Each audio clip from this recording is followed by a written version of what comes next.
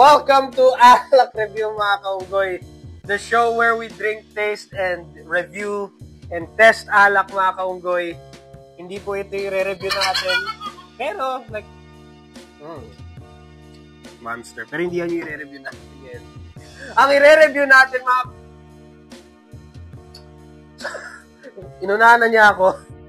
Pero ang i-review natin ngayon is Spritz Dalandan Hard Seltzer. Hard Seltzer, mga kaunggoy. So, medyo mataas ang expectations ko dito kasi yung reaction ni Anemic Traveler dito ay medyo nakangiti siya, mga kaunggoy. Ano nasabi?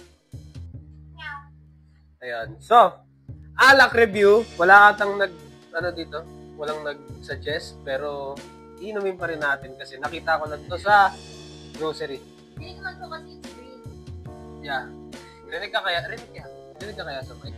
Chase! Chase! Hey, yo! Gusto ko. Masarap. Hindi Maano ba lasa ng dalandan? Ano yun? Parang kalamansi na mas matamis. Kumpara mo sa kalamansi, mas matamis ng konti. So, hindi dalandan yung nalalasan. Yung asim niya, hindi kasing lakas ng ABV. 3.5 ABV. Wow! Konti-konti lang. Kasi konti-konti. 10% naman yun. 3.5. Mababa naman pala. Ano? Kaya hindi masyado lasa ang alak, mga kaunggoy. Okay, kaya nga, di ba? Parang soft drinks lang. Alam mo yung kali. Okay, mga kaunggoy. So, kung ikukumpara ko yung asim nila, mas maasim ito. Kung alam nyo to, mas maasim to. Kumpara dito. Ito, ha? Hindi, energy drink to. Mas matindi asim nito. So, kaya matamis-tamis. Hindi siya sobrang asim. Ina-expect ko nung nakita ko yung logo nito. Ina-expect ko may pagka-asim to. Yalo mo? Hindi mo hinalo. Bali, wala rin. Hinalo na yun. Hindi lang naman eh. Okay. Anong alcohol na? Parang beer ata or what? Oh, shit. Yun yung ina-expect ko. Yun yung ina-expect ko asim. Ang ginawa niya kasi, pinaghalo niya ang Monster tsaka 50-50 mix. So, pinaghalo niya ang Monster at Spritz. Yun yung yung kinalabasan niya. Oh, lalo na malamig. Yung kinalabasan niya, yun yung ina-expect ko lasa. Pero, nakukulangan ako sa asim.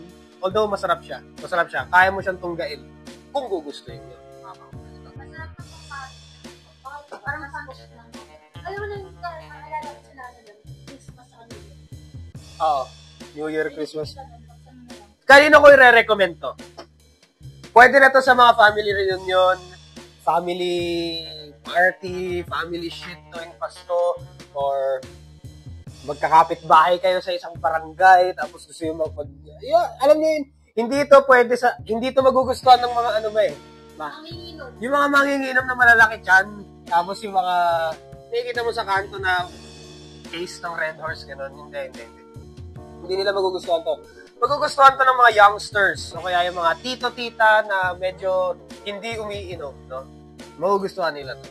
So, highly recommend para sa inyo. Malalasing ba kayo dito? Not sure, hindi. Ayun lang.